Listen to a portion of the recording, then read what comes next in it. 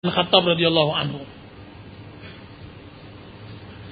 Ketika itu kirimlah oleh Amr bin As sang panglima kepada atasannya Umar bin Khattab bahwasanya Palestina mau menyerahkan negaranya dengan syarat engkau wahai Amirul Mukminin datang langsung ke Palestina. Apa yang terjadi? Umar sebagai seorang pemimpin yang memang tidak ada tandingannya di dunia ini kecuali Rasulullah dan Abu Bakar, dia berkata, saya tidak akan mengorbankan harta kaum muslimin.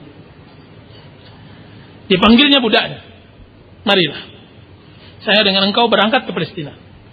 Kan tapi perlu engkau tahu bahwasanya kendaraan hanya satu, yaitu onta. Kita berangkat sekarang dengan perjanjian bahwa setelah berapa kilo atau farsakh saya naik, engkau yang membimbing onta tersebut. Ketika sudah sampai berapa farsakh tujuan kita, engkau naik, saya yang membimbing onta. Dan subhanallah, ketika di Palestina, sudah hampir dekat-dekat di Palestina, jatah yang berada di atas adalah budaknya, dan jatah yang menggiring adalah Umar bin Khattab sang khalifah. Dan kita tahu bahwa Umar bin Khattab radhiyallahu anhu dia menggunakan khas kebiasaan Arab waktu itu, dia tidak peduli dengan semua kemewahan dan semacam. Pakaian yang compang-camping dan sandal atau sepatu berada di lehernya.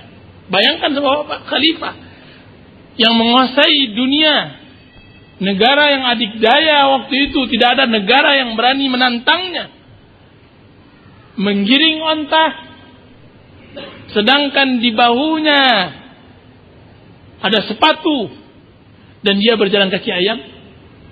Datanglah, disambut oleh jutaan umat di Palestina.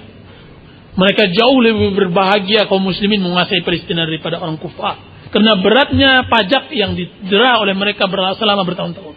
Inilah detik-detik yang mereka tunggu. Maka disambut dengan luar biasa, dan mereka mengelu-elukan orang yang berada di atas onta. Apa kata budaknya? Subhanallah, saya tidak khalifah, di bawah tuh khalifah. Dia sudah letih nyebut khalifah bawah. Umar berjalan santai. Apa yang dia pedulikan dengan manusia? Yang dia pedulikan hanya Allah. Ketika sampai dengan pejabat dan penguasa besar orang Palestina tersebut, datanglah dia. Kemudian berbisik panglimanya. Siapa tadi? Amr bin As.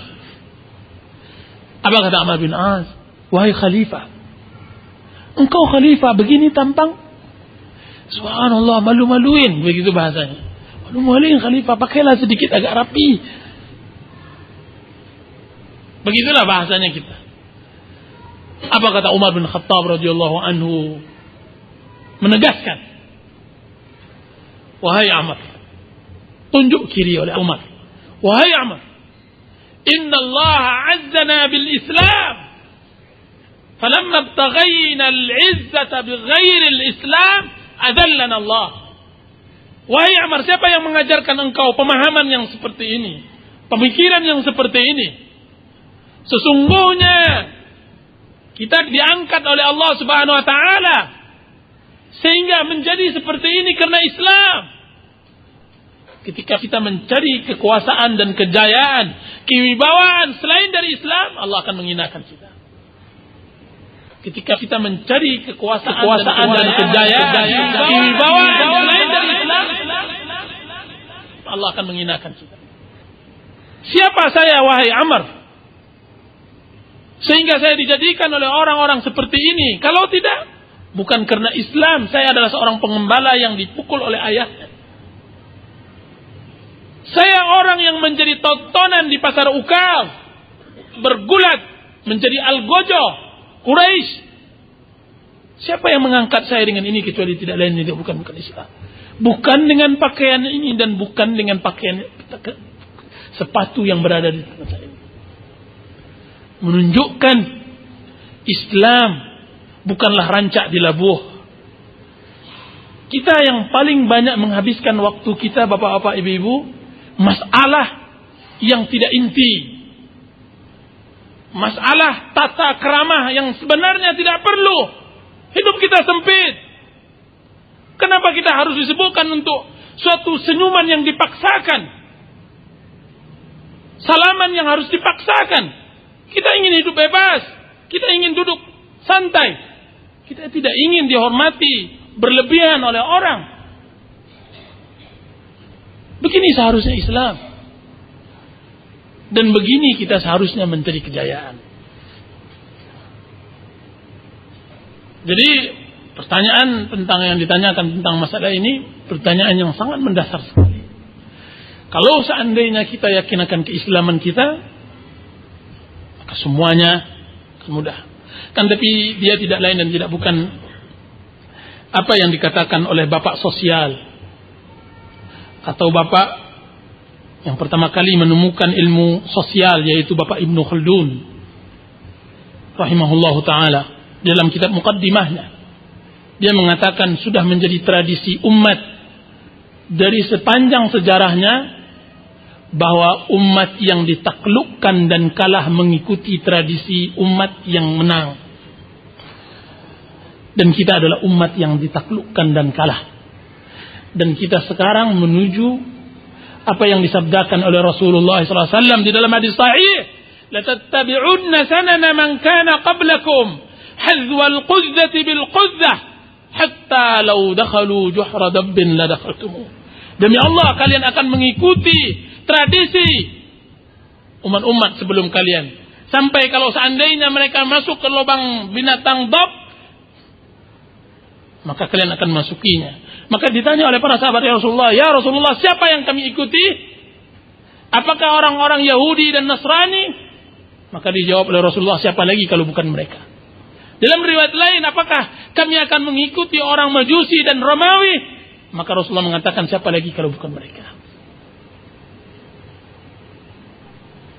Dan Rasulullah SAW mengatakan, sesungguhnya umat ini akan dijadikan makanan yang direbutkan.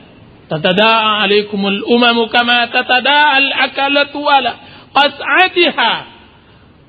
Bahwasanya bangsa-bangsa akan memperebutkan kalian bagaikan makanan yang diperebutkan di atas panci. Ditanyakan oleh para sahabat Rasulullah SAW, ya Rasulullah, awa min qillatina yawma idzin? Apakah kami waktu itu sedikit hingga kami diperebutkan? La, bal antum yawma idzin katsir. Tidak, waktu itu kalian sangat banyak sekali. Walakinnakum ghutha'un ka ghutha'is sayl. Kan tapi kalian adalah buih, bagaikan buihnya banjir. Wala yaqdhifanna Allahu fi qulubikumul wahan wala yanzi'anna Allahu min qulubi aduwikumul mahabata minkum. Allah akan menimpakan kepada kalian penyakit wahan, dan Allah akan mencabut dari hati musuh kalian rasa takut kepada kalian. Ditanya oleh para sahabat Rasulullah, wa mal wahnu ya Rasulullah? Apa itu wahan ya Rasulullah? Maka disebut oleh Rasulullah SAW, hubbud dunya wa karahiyatul maut. Cinta akan dunia dan benci akan akhirat. Ini dia inti malapetaka kita. Ini inti dari kita tidak percaya diri. Cinta akan dunia dan benci akan akhirat. Dan sadaqa Rasulullah sallallahu alaihi wasallam. Telah benar apa yang disebutkan oleh Rasulullah sallallahu alaihi wasallam. Tidak ada dusta sedikit pun. Wallahu ta'ala a'lam.